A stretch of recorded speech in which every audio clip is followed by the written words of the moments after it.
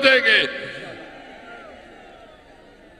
आपकी बात आप मेरे साथ हिमायत करते हैं, इस पे मैं सिर्फ वफाकी हुकूमत से पूछना चाहता हूं कि आपकी पॉलिसियों की वजह से जो 40 साल से इस पाकिस्तान में जंग मुसल्लत की गई, पहले आपने रशिया की जंग में इस पाकिस्तान को और खासकर इस पख्तूनख्वा को रुला दिया, क्लाशनकोव का कल्चर दिया और हमारी इकोनॉमी तबाह बर्बाद की।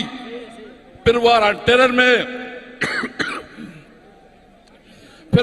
टेरर में आपने हमारे साथ जो किया, खुदकश धमाके को तखफी दी, उसने रहा सा कसर पूरा किया।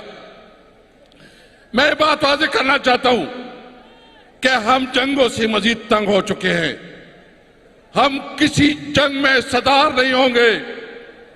हम मुतालिबा करते हैं कि अफगानिस्तान के साथ जो इस वक्त हुकूमत ने रवैया रखा है, हम समझते हैं कि उनके साथ आप डिप्लोमेटिक चैनल के जरिए अपने मामला ठीक करें, आप जरगों के जरिए उसके साथ मामला ठीक करें।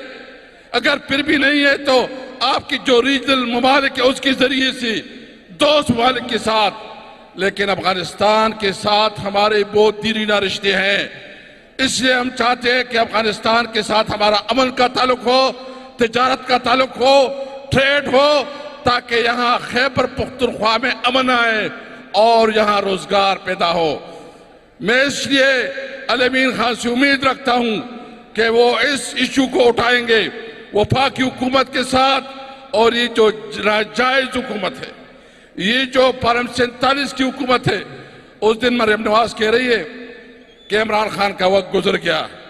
वो भी मैं आपको चैलेंज करता हूं कि आए, फ्री एंड फेयर इलेक्शन हो और न्यूट्रल एम्पायर हो, आपके साथ ही तमाम सियासी पार्टियां मिलकर आपके साथ इलेक्शन लड़े। अगर आप 10